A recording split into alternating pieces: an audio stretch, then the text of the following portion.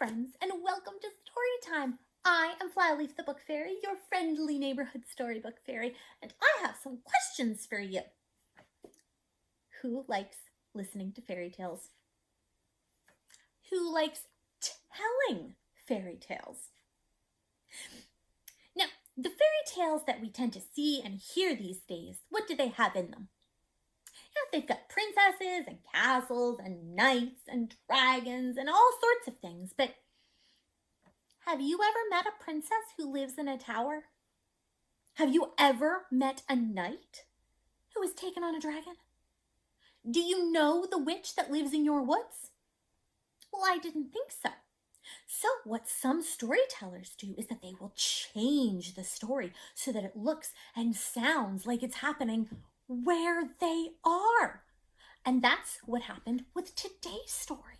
It is called The Talking Eggs, and it is based on an old French fairy tale, but since the storytellers were in the Southern American states and not in France, they changed the details of the story so that it looked and sounded like it was happening right where they were. And I hope that you enjoy it. The Talking Eggs by Robert D. Souci and illustrated by Jerry Pinkney. Shall we get started?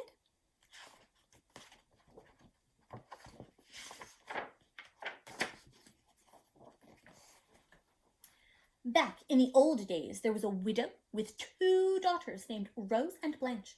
They lived on a farm so poor it looked like the tail end of bad luck.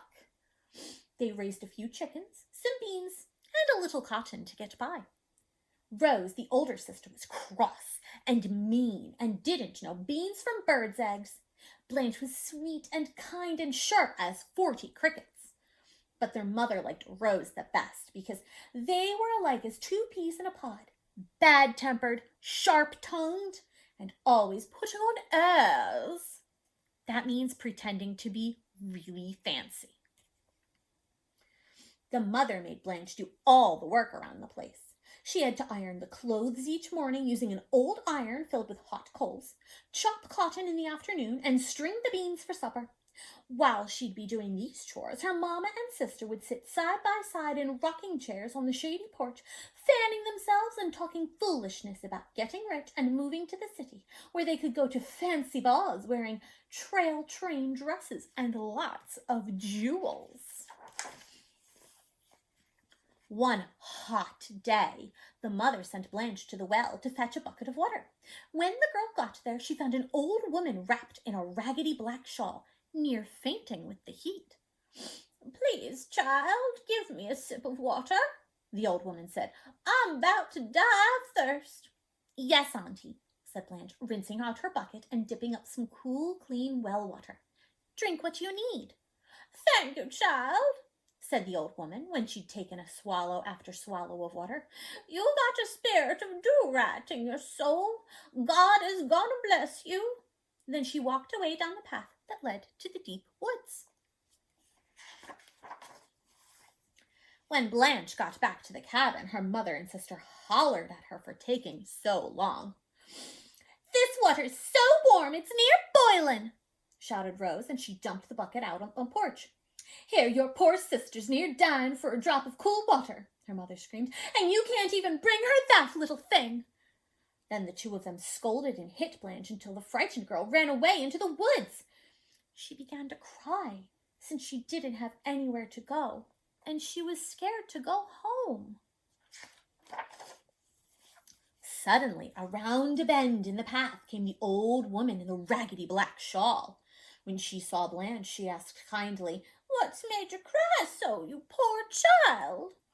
"Mama and Sister Rose lit into me for something that wasn't my fault," said Blanche, rubbing tears off her cheek. "Now I'm afraid to go home." "Hush, child, stop your crying. You come on home with me. I'll give you supper and a clean bed, but you've got to promise you won't laugh at anything you see." Blanche gave her word of honor that she wouldn't laugh. Then the old woman took her by the hand and led her deep into the backwoods. As they walked along the narrow path, bramble bushes and tree branches opened wide in front of them and closed up behind them. Soon They came to the old woman's tumble-down shack. A cow with 2 heads and horns like corkscrews peered over a fence at Blanche and brayed like a mule. Is that what cows usually do? She reckoned it was a pretty strange sight, but she didn't say anything, not wanting to hurt the old woman's feelings. Next, she saw that the yard in front of the cabin was filled with chickens of every color. Some were hopping about on one leg, some running about on 3 or 4 or even more. These chickens didn't cluck, but whistled like mockingbirds. But strange as all this was, Blanche stuck by her promise not to laugh.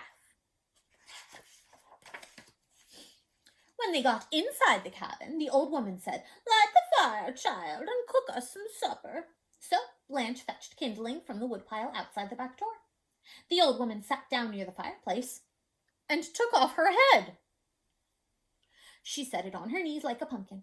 First, she combed out her gray hair. Then she plaited it into 2 long braids.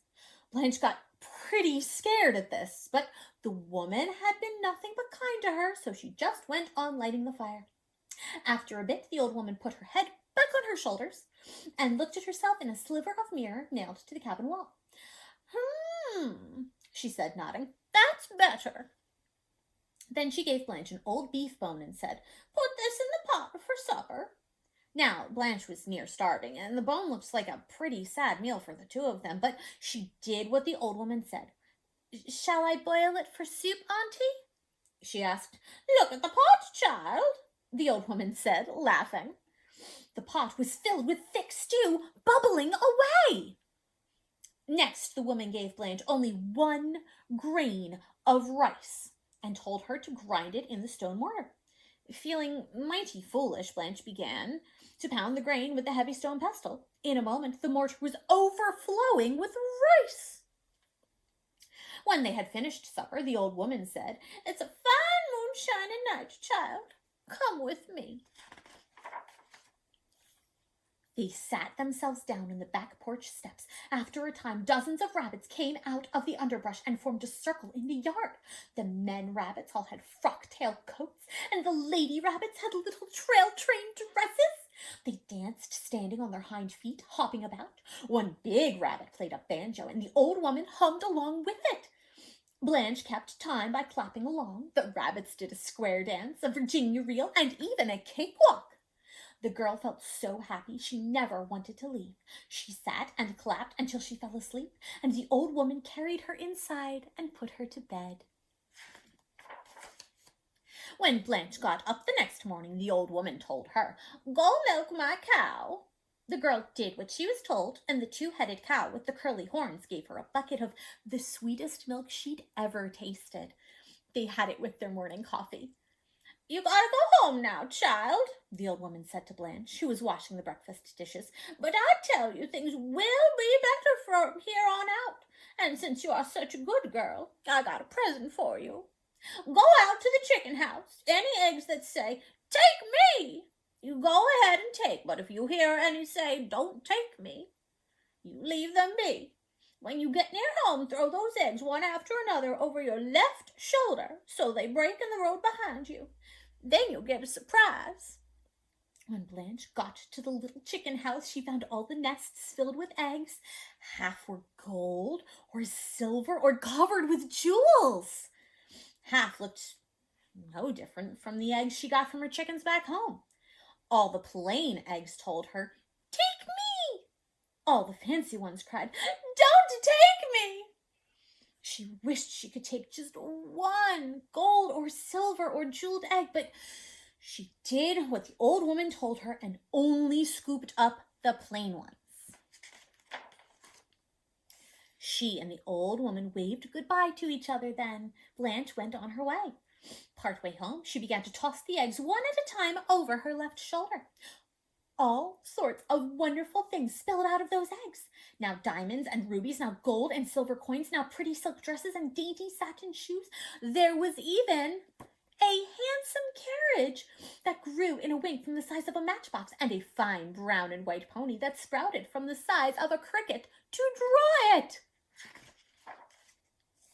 Blanche loaded all these lovely things into the carriage and rode the rest of the way home like a grand lady. When she got back to the cabin, her mother and sister just gawked at her new finery. "Where did you get all these things?"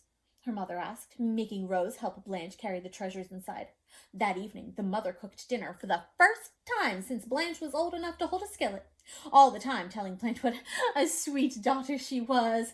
Her Mama got the girl to tell about the old woman in the cabin in the woods and the talking eggs. When Blanche was asleep, the mother grabbed Rose and told her, "You gotta go into the woods tomorrow morning and find that old auntie. Then you'll get some of those talking eggs for yourself, so's you can have some fine dresses and jewels like your sister. When you get back, I'll chase Blanche off and keep her things for myself. Then we'll go to the city and be fine ladies like we was meant to be." "Can't we just run her off tonight so's I don't have to go poking through the woods looking for some crazy old auntie?" Rose whined. "There's not near enough for two," her mother said, getting angry. "You do as I say and don't be so contrary." How do you think this is going to go? So the next morning, Rose set out drag-foot into the woods. She dawdled mostly, but soon met the old woman in her raggedy black shawl. "My sweet little sister Blanche told me you got a real pretty house and all," said Rose. "I'd appreciate to see it." "You can come with me if you've a mind to," said the old woman, "but you got to promise not to laugh at whatever you see." "I swear," said Rose.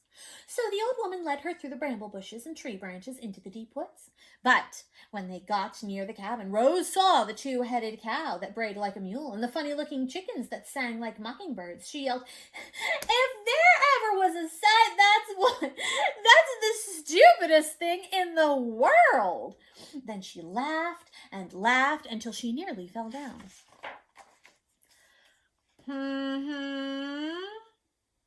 Said the old woman, shaking her head. Inside, Rose complained when she was asked to start the fire, and she wound up with more smoke than flame. When the old woman gave her an old bone to put in the pot for supper, Rose said crossly, "That's going to make a mighty poor meal." She dropped it in the pot, but the old bone remained a bone, so they only had thin soup for supper.